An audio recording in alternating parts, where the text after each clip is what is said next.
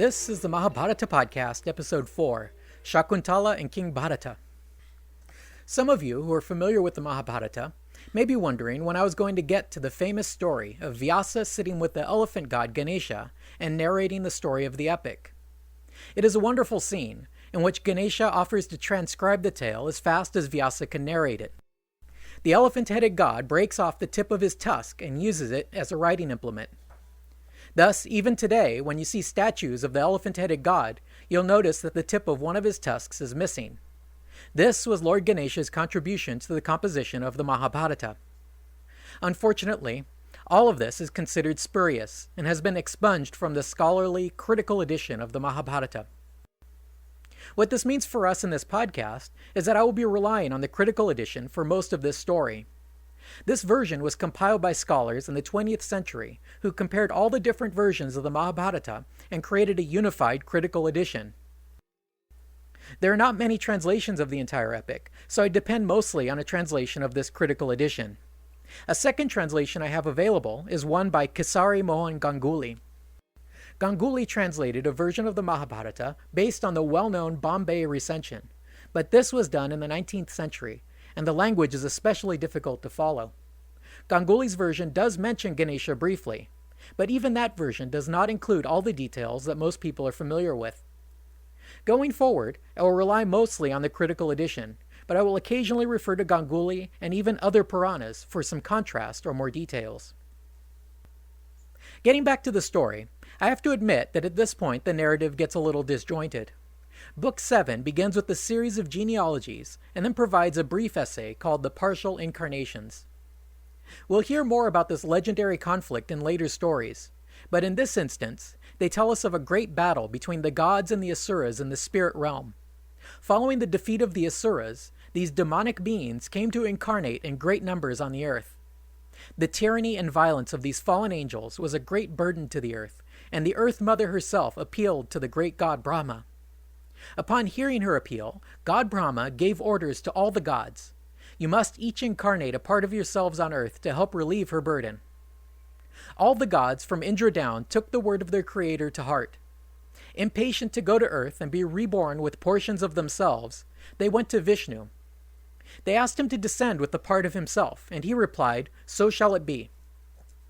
So now we know the bad guys in our story are not just some perverse princelings, and the eventual annihilation of the warrior caste is not a meaningless slaughter. Finally, we get a peek at how Vishnu decided to come to Earth and incarnate as Krishna. The book then proceeds to identify nearly every character in the story, however obscure, as the incarnation of some divine Asura, Danava, or god. Since we hear again, later in the story, about the divine origins of the main characters, there's no need for me to go into it right now, so we'll skip ahead. What follows next is the story of Shakuntala and Bharata. This tale begins with the great king Dushanta. Ruling during a veritable golden age, he is one of those perfect kings, a mighty warrior ruling over a happy populace.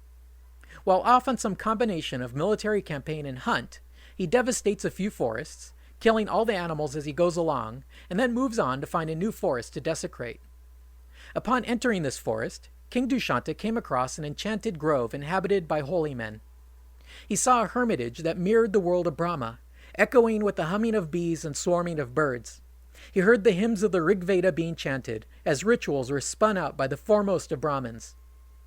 Everywhere he saw grand and perfected ascetics, strict in their vows, engaged in the muttering of spells and the offering of oblations. And thus the king, with his counselor and priest, entered Kanva's sanctum. King Dushanta dismissed his retinue and entered the compound alone. He called out for Kanva and got no reply. Hearing his call, a beautiful young maiden appeared, dressed as a female hermit.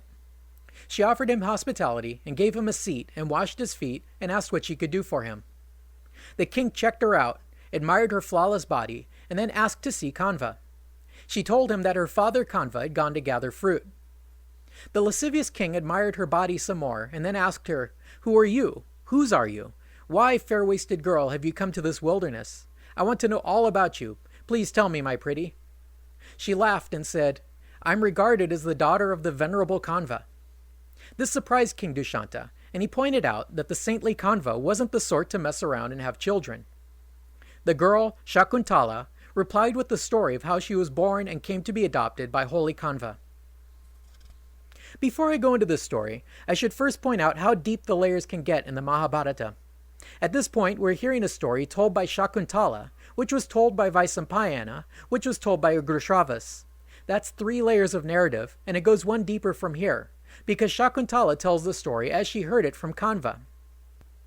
This sort of recursive narrative style is sometimes confusing, but we might as well get used to it, because a lot of interesting stories in the book are presented this way.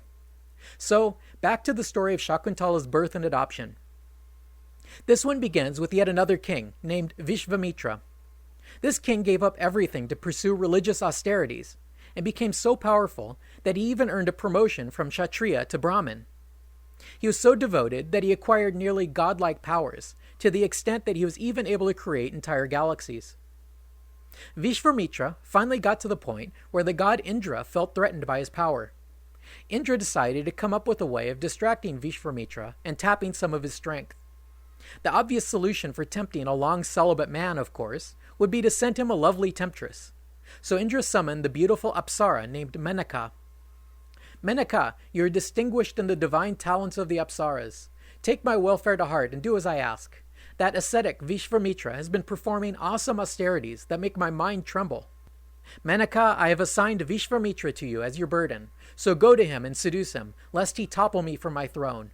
Make use of your beauty, youth, sweetness, smiles, and flatteries, and turn him away from his austerities. After getting a guarantee of protection from Indra, and a fragrant breeze from the wind god, Menaka set out to tempt Vishvamitra. Thus prepared, the scantily dressed nymph greeted Vishvamitra as he was engaged in some austerity.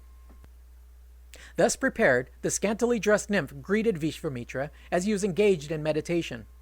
She began to play in front of him, and the wind picked up and blew off her skirt. Naked, she ran to catch it and hugged it to her body. Vishvamitra saw the whole thing, and fell victim to love and lusted to lie with her. He asked her, and she was blamelessly willing. The pair of them whiled away a very long time in the woods, making love when the spirit seized them, and it seemed like only one day. And on Menaka, the hermit begot Shakuntala, on the bank of the river Malini. Once the baby was born, Menaka abandoned the child, and, her duty done, she returned rapidly to Indra's assembly. So, the infant Shakuntala was left alone in the wilderness. The birds of the forest protected her from the wild animals, until Kanva came across her and adopted her as his daughter. For now, we hear no more of Vishvamitra. Presumably, Indra's mission was accomplished. Later, we'll hear more of his backstory, how he decided to give up kingship in favor of the religious life. Now back to Shakuntala and King Dushanta. He was delighted to find out this girl was not only available, but also born of a king, making her perfectly qualified to be his wife. He immediately pressed his suit. And very clear it is that you are a daughter of a king, the way you told it. Be my wife, buxom woman. Today all my kingdom will be yours. Be my wife, my pretty. Come to me, timid and lovely, according to the rite of the Gandharvas, because the Gandharva mode is cited as the best of marriage rites. Dushanta then proceeded to explain the 8 types of marriages, ranging from elopement to arranged marriages to abduction. Gandharva marriages were a type of elopement in which the bride chooses the husband for herself. As we'll see later, this mode of marriage, along with simply absconding with the bride and fighting anyone who resists, are considered the very best methods for a true Kshatriya. Shakuntala was no fool, however. She held out and said she would only agree to marry him if he would swear to make the son they conceive his heir to the throne. Without hesitation, the king replied, "So shall it be, and I shall conduct you to my city, just as you deserve. This I swear to you, my lovely." Having thus spoken, the king took his flawless bride by the hand and lay with her. Afterward, he comforted her and departed, saying, "I shall send an escort for you, with footmen, horses, chariots, and elephants, and they shall take you to me at my castle, sweet, smiling Shakuntala." Both Shakuntala and Dushanta worried that they might have angered the old hermit Kanva. It's not safe to upset these powerful old sadhus, but he was all right with the marriage. He agreed that elopement was the best form of marriage for the Kshatriya class, and gave him his blessing. So the king returned home, and pretty much forgot about his fling in the forest. In the meantime, Shakuntala gave birth to a son. This was, of course, no ordinary son. She was pregnant with him for 3 full years, and when he was born, he was a large child, with shining and pointed teeth, solid like a lion, wearing on his palm the sign of the wheel. He was large-headed and strong. When he was 6 years old, the child would fetter lions and tigers to the trees around the hermitage and run about playing and riding and taming them. Watching the boy and his superhuman exploits, Kanva told Shakuntala, "It is time for him to become the crown prince." Kanva said to his students, "Today you must take Shakuntala with her son to her husband, for it is not good for women to live too long with their kinsmen. It imperils their reputation, good conduct, and virtue." So they all headed off to Hastinapur, and Shakuntala presented the boy to King Dushanta. Before the king's court, Shakuntala introduced the boy and announced, "This is your son, sire. Consecrate him as your heir, for he is the godlike son you have begotten on me. Now act with him as you promised, greatest of men." But the old king pretended not to recognize her. He squinted his eyes and said, "I don't remember you. Who are you? I don't recall ever having had recourse to you. You can go or stay or do whatever you want." Shakuntala was overcome with shame and anger, but she held her ground. She gave the king a long lecture on Dharma, the importance of keeping one's vows, and of claiming one's children. She reminded him that having a son is the only way to attain salvation. The king responded rudely. He said, "I do not know that this is really my son here, Shakuntala. Women are liars. Who will trust your word? Your own mother was a merciless slut who cast you off on a peak in the Himalayas. Your cruel father, who reached for Brahmanhood, was a lecher. Are you not ashamed to say such incredible things, especially in my presence? Your son is too big, and he's strong even while still a child. How can he have grown so big in such a short time? I don't know you. Get out of here." Shakuntala continued to plead her case at length, but then finally gave up and departed. As she turned to go, a disembodied voice spoke from the sky to Dushanta, and as he sat surrounded by his priests and counselors, it said, "The mother is the father's water sack. He is the father who begets the son. You have planted this child. Shakuntala has spoken the truth. Keep this great-spirited son, for he is yours, and such is our behest. And as you keep him, he will be known by the name of Bharata." Finally, with this divine intervention, the king relented. Thinking himself clever, he explained to his counselors that if he had accepted Shakuntala and Bharata's legitimacy on their word alone, there would always be suspicion that the child was not his. But now that heaven itself had endorsed the boy's legitimacy, he could recognize Bharata as his own. He then forgave Shakuntala for her harsh words. It must be good to be king, because no one asked him why he didn't simply retrieve his wife from the forest like he promised he would. But I guess all's well that ends well.